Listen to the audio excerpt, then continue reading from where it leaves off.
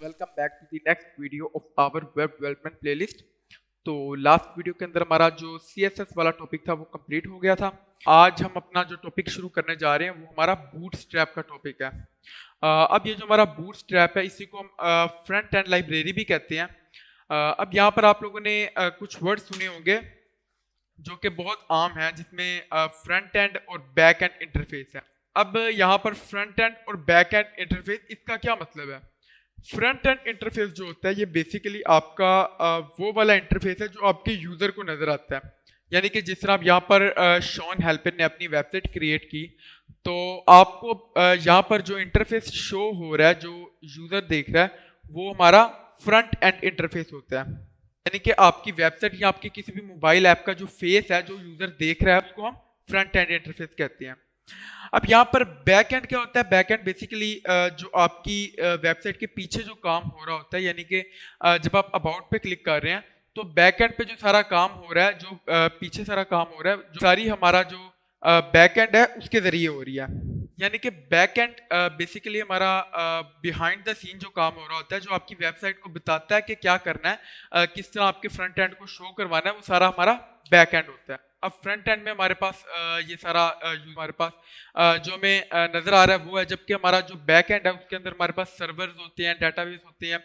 और ये बहुत इंपॉर्टेंट है कि आपको पता होना चाहिए, और साथ ही साथ ये बहुत इंपॉर्टेंट है कि ये डिटरमाइन करता है कि आपकी जो सारी चीजें चल रही हैं वेबसाइट पे वो किस तरह काम करेंगी। अब यहाँ पर हमारे पास फ्रंट एंड और बैक एंड के लिए, दोनों के लिए मुख्तलिफ लैंग्वेजेस होती हैं।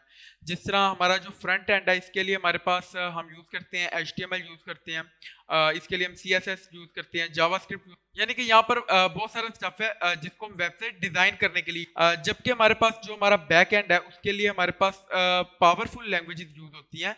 जिस तरह हमारे पास रूबी यूज होती है, PHP यूज होती है, जावा यूज होती है, नोट.js यूज होती है, या फिर SQL यूज होती है अगर आप डेटाबेस से डील कर रहे हैं।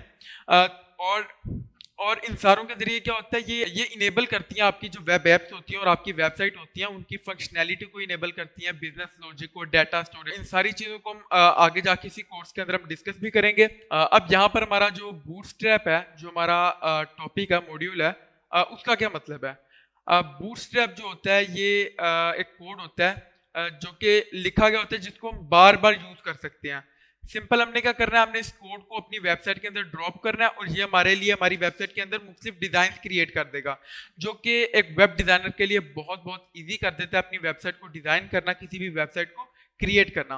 अब जो हमारा बूटस्ट्रैप है ये ओरिजिनली जो डेवलप किया गया था, ये ट्विटर की तरफ से डेवलप किया गया था, ताकि वो लोग अपनी वेबसाइट, जो उनकी वेबसाइट उन्होंने डिजाइन किया, उनको और ज़्यादा कंसिस्टेंट बना दे। लेकिन उन्होंने बूटस्ट्रैप को डेवलप करने के बाद उन्होंने इसको फ्री कर दिया, और इसका जो सोर्स कोड है वो उन्होंने गिटहब पे अपलोड कर दिया। और साथ ही साथ ये हमारा बहुत ज़्यादा पॉपुलर फ्रंट एंड फ्रेमवर्क है।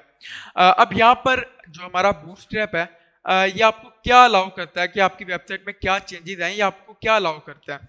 अब यहाँ पर जो सबसे इम्पोर्टेंट चीज़ है वो ये है कि बहुत सारे जो यूजर्स हैं वो डेस्कटॉप से मूव कर रहे हैं मोबाइल की तरफ। यानी कि बहुत सारे यूजर्स सिंपली डेस्कटॉप पे कोई वेबसाइट ओपन करने के बजाय वो अपने मोबाइल पे वेबसाइट ओपन कर लेते हैं। यानी कि हमारे मोबाइल जो हैं वो इतने एडवांस हो चुके हैं कि हम डेस्कटॉप से ज़्यादा हम अपने मोबाइल में वेबसाइट ओपन करते हैं। तो वेब डिज़ाइनर है वो चाहता है कि मेरी जो वेबसाइट है वो रिस्पॉन्सिव हो। अब यहाँ पर जो रिस्पॉन्सिव है, इसका मतलब लोग क्या समझते हैं? रिस्पॉन्सिव का मतलब लोग समझते हैं कि इसका मतलब होगा कि हमारी वेबसाइट तेज चले, जल्दी लोड हो। लेकिन इसका मतलब ये नहीं होता। इसका मतलब होता है कि वो आपका जो व्यू पोर्ट है उसके हिसाब से रिस्पॉन्ड करे।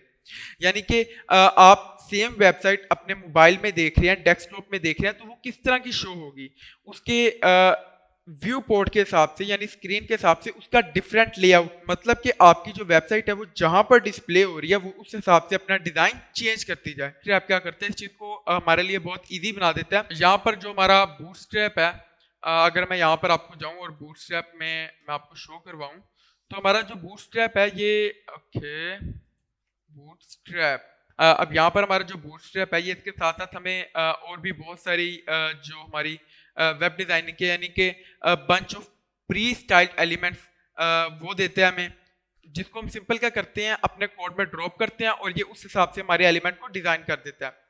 तो यहाँ पर आप देख सकते हैं, ये हमारा जो बूटस्ट्रैप है, ये मैं यहाँ पर ये हमें बहुत सारे प्री स्टाइल्ड एलिमेंट्स देता है।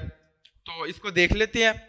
जिस तरह हमने लास्ट मॉड्यूल के अंदर हमने अपनी लास्ट वीडियो के अंदर हम लोगों ने एक बटन को क्रिएट किया था, जो कि मेरा ये वाला बटन को हमने क्रिएट किया। इसको हमने सिंपल किस तरह क्रिएट किया था, हमने सिंपल CSS बटन जनरेटर में जाके यहाँ पर अगर मैं जाऊँ, यहाँ पर जाके हमने सिंपल क्या किया, हमने यहाँ पर रिक्वायरमेंट हमें चाहिए थी, हमने यहाँ पर वो फिल की और यहाँ पर हमारा जो बटन था वो रेडी होके आ गया। हमने फिर उसके बाद सिंपल क्या किया, यहाँ से कॉपी किया और जाके हमने इसको पेस्ट कर दिया। अब यहाँ पर हमारे पास बटन तो क्रिएट हो गया, लेकिन क्या हो गया अगर हमें बटन के अलावा यहाँ पर साइड बार चाहिए या स्लाइडर चाहिए, नेविगेशन बार चाहिए, तो तब हम क्या करें। इस तरह यहाँ पर अगर मैं आपको दिखाऊं, मैं यहाँ पर मैं अगर यहाँ पर कोड प्ले में जाऊं, अब आप लोग कहेंगे कि मैं कोड पेन में क्यों नहीं जा रहा, क्योंकि कोड प्ले हमें यहाँ पर बूटस्ट्रैप की भी ऑप्शन देता है। तो हम यहाँ पर सिंपल न्यू प्ले पे क्लिक करेंगे। ओके, अब यहाँ पर मैं सिंपल एक बटन क्रिएट कर लेता हूँ। मैं इसको कहता बटन और इसके आगे यहाँ पर मैं लिखता हूँ हेलो, और यहाँ पर मैं इस बटन को क्लोज कर देता हूँ। इस बटन को हम क्लोज कर देते हैं और इसके अंदर मैं क्लास देता हूँ। ओके, यहाँ पर मैं इसको क्लास देता हूँ इक्वल टू, और इसको मैं कहता हूँ BTN। ओके, ये हम इसको क्लास देते हैं और क्लास देने के बाद मैं सिंपल यहाँ से अगर इसको रन करूँ तो यहाँ पर आप देख सकते हैं कि आपको एक सिंपल सा यहाँ पर बटन शो हो रहा है।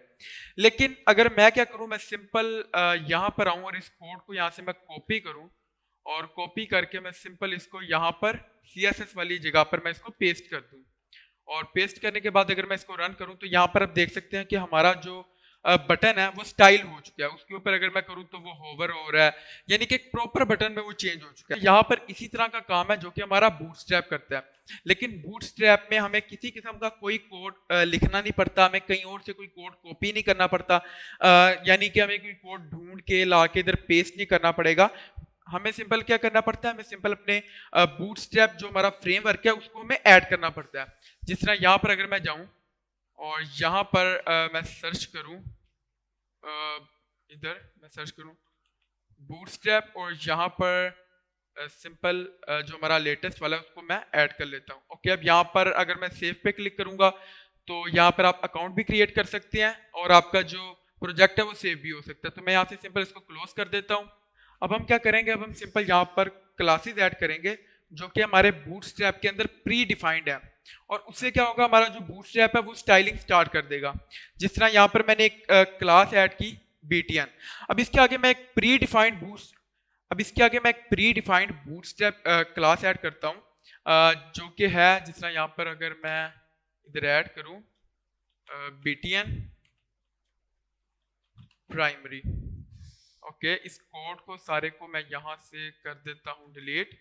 ओके, इसको अगर मैं अब रन करूँ, ओके, तो यहाँ पर अब आप देख सकते हैं कि जैसे ही मैंने BTN प्राइमरी लिखा तो यहाँ पर ये जो मेरा बटन है ये स्टाइल हो गया। तो आप देख सकते हैं कि जो हमारा बूटस्ट्रैप है उसने हमारे लिए यहाँ पर एक बटन जनरेट कर दिया, जिसके लिए हमें कोई CSS की जरूरत नहीं पड़ी। सिंपल हमने यहाँ पर 3 वर्ड लिखे BTN प्राइमरी, हमने सिंपल यहाँ पर ये वर्ड्स लिखे और हमने इसको रन किया तो इसने हमारे लिए बटन स्टाइल कर दिया। अब इस बटन के अलावा हम अपने बूटस्ट्रैप के साथ और भी बहुत सारी चीज़ें कर सकते हैं। जिस तरह यहाँ पर मुझे अब ये ब्लू रंग का कलर नहीं चाहिए, तो यहाँ पर सिंपल मैं प्राइमरी की जगह यहाँ पर मैं लिख दूंगा डार्क, और इसको अगर मैं फिर से रन करूँ, यहाँ पर आप देख सकते हैं कि मेरा जो बटन है अब वो डार्क हो चुका है। अब इसी तरह अगर यहाँ पर मैं लिख दूँ आउटलाइन डार्क।